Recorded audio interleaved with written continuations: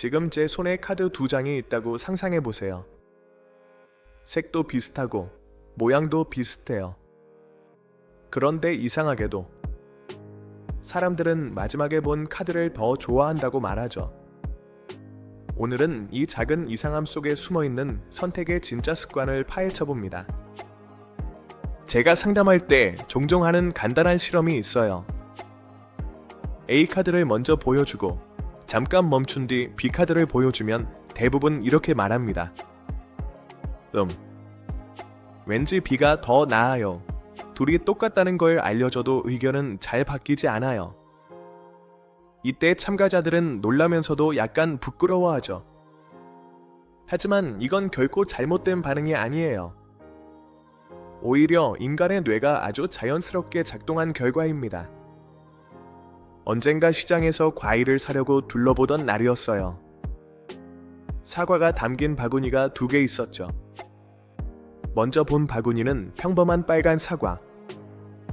근데 몇 걸음 뒤에 본 또 다른 바구니는 사실 똑같은 사과인데 뭔가 더 싱싱해 보였어요. 빛이 잘 들어서 그런 줄 알았는데 다시 보니 조명도 비슷했죠. 그때 깨달았어요. 내가 지금 2번째를 더 선호하고 있구나. 우리는 과일을 보든 사람을 보든 메뉴를 고르든 최근 눈에 들어온 것에 작은 점수를 얻는 경향이 있습니다. 우리 뇌는 마지막에 접한 정보를 잠시 동안 더 선명하게 보관해요. 마치 음악을 멈췄는데도 멜로디가 귀에 살짝 남는 것처럼요. 저는 이걸 기억의 잔향이라고 부릅니다.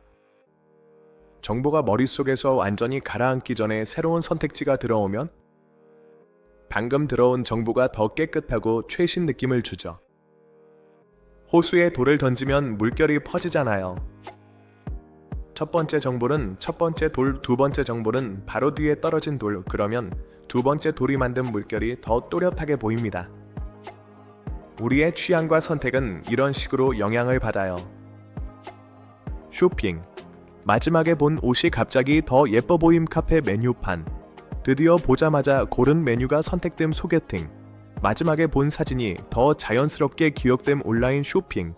스크롤. 마지막에 본 제품이 오, 이거 괜찮다 느껴짐. 이게 다 2번째 선택이 더 매력적이라고 느끼는 이유와 연결됩니다. 오늘은 단순한 카드 실험으로 시작했지만 사실 이 작은 반응은 우리가 일상에서 얼마나 직관적으로 선택하는지 보여줘요. 다음 영상에서는 2번째 선택이 때로는 위험하게 작동하는 상황을 이야기해 볼게요. 지난 영상에서는 2번째 선택이 왜 매력적으로 보이는지 이야기했죠. 그런데 이 능력이 항상 우리에게 좋은 건 아닙니다. 오늘은 그 순간적인 매력이 어떻게 판단을 흐리는지 알아볼게요. 어느 날 헤드폰을 고르고 있었어요. 첫 번째 모델은 디자인이 심플했고 2번째 모델은 조명이 들어오는 멋진 스타일이었죠. 방금 본 2번째가 눈에 확 들어오니까 이게 무조건 더 좋겠지 라고 생각했지만 스펙을 찬찬히 보면 첫 번째가 더 적합했어요. 이처럼 2번째가 더 좋아 보이는 평가 오류가 생기죠. 우리가 최근 본 정보는 약간의 반짝임을 입습니다. 제가 이름 붙인 표현으로 평가의 착색이라고 할 수 있어요. 실제로 품질이 더 뛰어난 것이 아닌데도 뇌는 최근의 자극을 더 강하게 포장합니다. 소개팅 프로필을 여러 장 보다가 마지막 사진에서 멈춘 적 있나요? 실제로 성격이나 취향은 첫 번째 사람이 더 잘 맞을 수도 있는데 마지막 사진이 더 현재 느낌이라서 감정적으로 끌리게 되죠. 어두운 방에서 2개의 꽃을 번갈아 비춘다고 상상해보세요. 앞에 꽃은 빛이 살짝 약했고 2번째 꽃은 빛이 강하게 비춰졌어요. 두 꽃이 실제로는 같아도 빛이 비친 시간 때문에 2번째 꽃을 더 아름답다고 느끼는 거죠. 그래서 우리는 가끔 더 좋은 선택을 놓칩니다. 다음 편에서는 2번째 선택이 실제로 장점이 되는 상황을 이야기해 볼게요.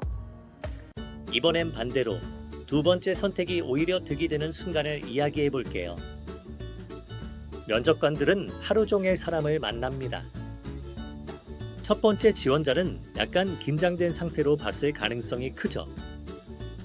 하지만 마지막에 만난 지원자는 이미 평가 기준이 잡힌 뒤라 기억에 더 또렷이 새겨집니다. 두 번째 선택이 더 돋보일 수 있는 이유는 이미 첫 번째가 기준을 만들어주기 때문입니다. 비교 기준이 생기고 난 뒤 들어온 정보는 예상 밖의 장점을 발휘하기 쉽죠.